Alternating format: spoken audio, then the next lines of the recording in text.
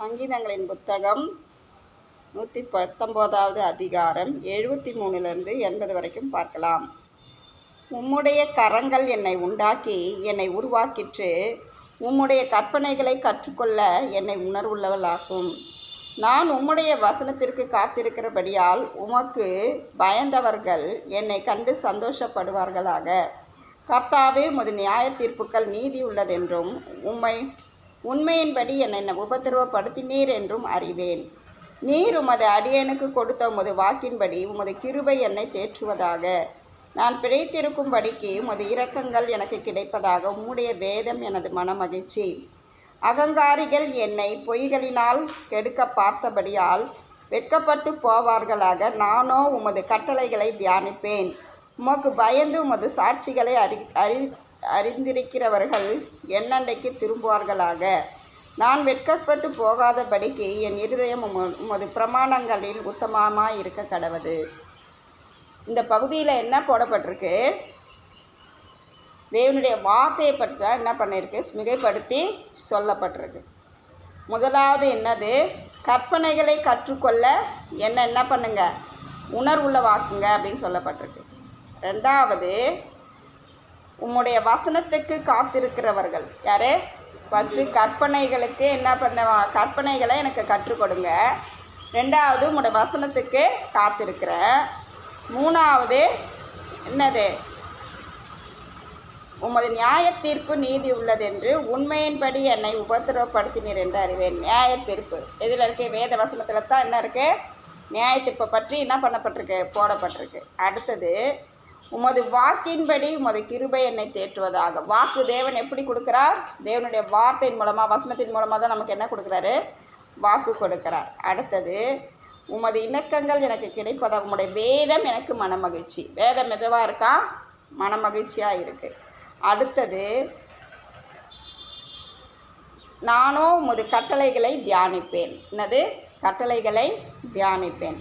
அடுத்தது என்ன போட்டிருக்கு? அடுத்த வசனத்தில் உமது சாட்சிகளை அறிந்திருக்கிறவர்கள் என்னண்டைக்கு திரும்புவார்கள். சாட்சி, தேவனுடைய சாட்சியை நம்ம எதில் தெரிஞ்சுக்கிறோம்? வேதத்திலிருந்து தெரிஞ்சுக்கிறோம். அடுத்தது, உமக்கு சாட்சி. நான் வெட்கப்பட்டு போகாதபடிக்கு என் இருதயம் உமது பிரமாணங்களில் உத்தமமாக இருக்குது. பிரமாணத்தில் என்ன இருக்குது? உத்தமமாக இருக்குது. இதில் என்ன போடப்பட்டிருக்கு?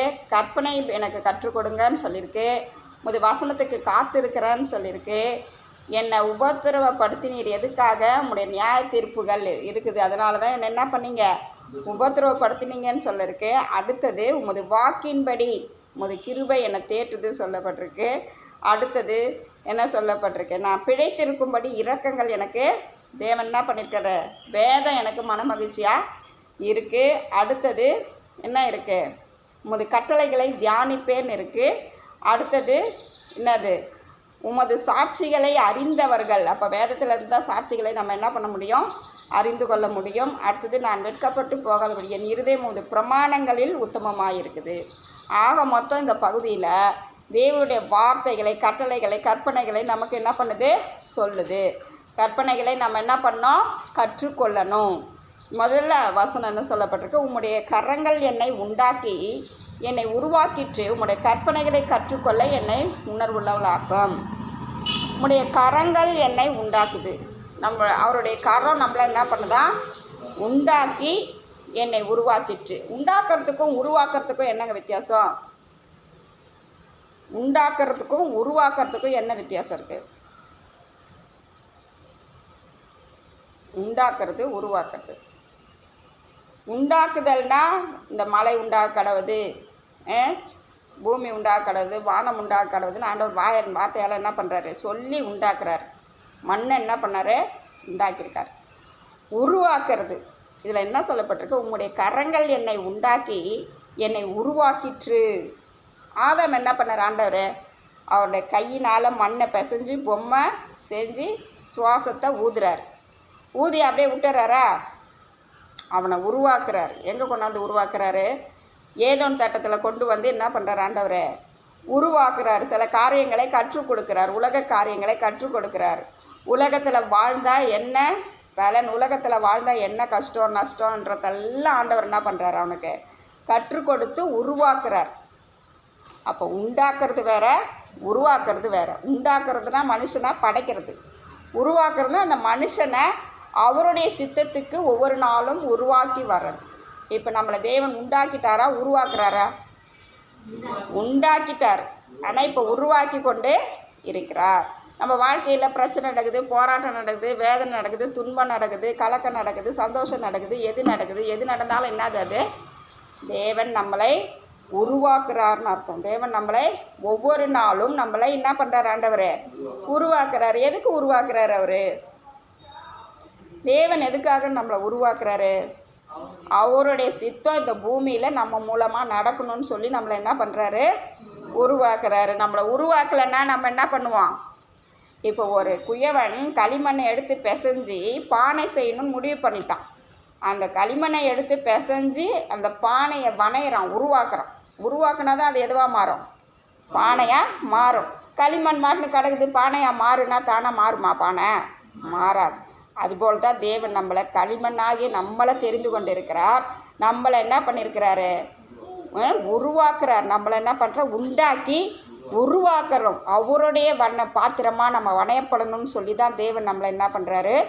ஒவ்வொரு நாளும் நம்மளை உருவாக்கி கொண்டிருக்கிறார். அதுக்காக நம்ம வாழ்க்கையில் ஏன் இப்படி நடக்குதுன்ற கேள்வியை தேவன்கிட்ட நம்ம என்ன பண்ணக்கூடாது? கேட்கக்கூடாது. தேவனுடைய பிள்ளைகள் வாழ்க்கையில் நடக்கிற ஒவ்வொரு காரியங்களும் அது நன்மைக்கு எதுவாக தான் நடக்கும். ஒரு நாளும் தீமைக்கு எதுவாக அது என்ன பண்ணது? நடக்காது. நம்ம பார்வைக்கு என்ன தெரியும்?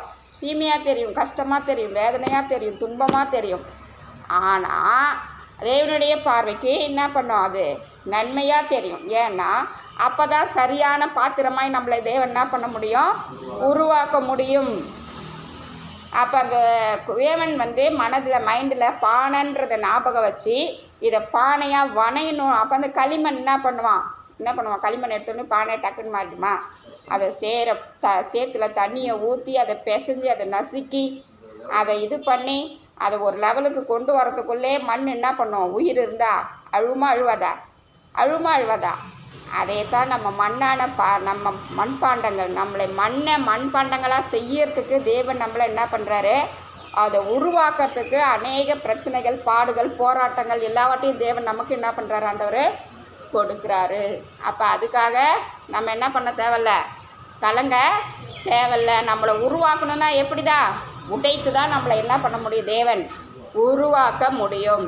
அப்போ களிமண்ணை எப்படி பிசைஞ்சு அதை உருவாக்கி ஒரு பானையாக மாற்றுறானோ அதுபோல் தேவன் நம்மளை பிசைந்து நம்மளை என்ன பண்ணுறாரு? அவருக்கேற்ற பாத்திரமாய் மாற்றுகிறார். அதனால தான் பிரச்சனைகள், போராட்டங்கள் நம்ம வாழ்க்கையில் இருக்குது. அப்போ அவர் சொல்கிறார் பாரு அழகா, உம்முடைய கரங்கள் என்னை உருவாக்கிற்று, உம்முடைய கற்பனைகளை கற்றுக்கொள்ள என்னை உணர்வுள்ளதாக்கும். எனக்கு இவ்வளோ செய்கிறீங்க ஆண்டவரே, என்னை உருவாக்குறீங்க, என்னை உண்டாக்கி இருக்கிறீங்க, உமக்காக என்னை உருவாக்கி வரீங்க. ஆனாலும் உங்கள் கற்பனைகளை நான் கற்றுக்கொள்ளணும்ப்பா, அதுக்கு எனக்கு உணர்வு கொடுங்க. மனசில் ஒரு உணர்வு வந்தால் தான் நம்மளால் என்ன பண்ண முடியும்? செய்ய முடியும். இப்போ சமைக்கணுன்ற ஒரு உணர்வு நமக்கு வந்தால் தான் நம்ம போய் என்ன பண்ணுவோம்? சமைப்போம். ஐயோ நமக்கு சமைக்கணுமேன்ற ஒரு உணர்வு வரும். அதுபோல் உம்முடைய கற்பனைகளை கற்றுக்கொள்ள எனக்கு உணர்வு கொடுங்கப்பா அப்படின்னு சொல்லி நம்ம ஜெபமாக அது என்ன பண்ணணும்?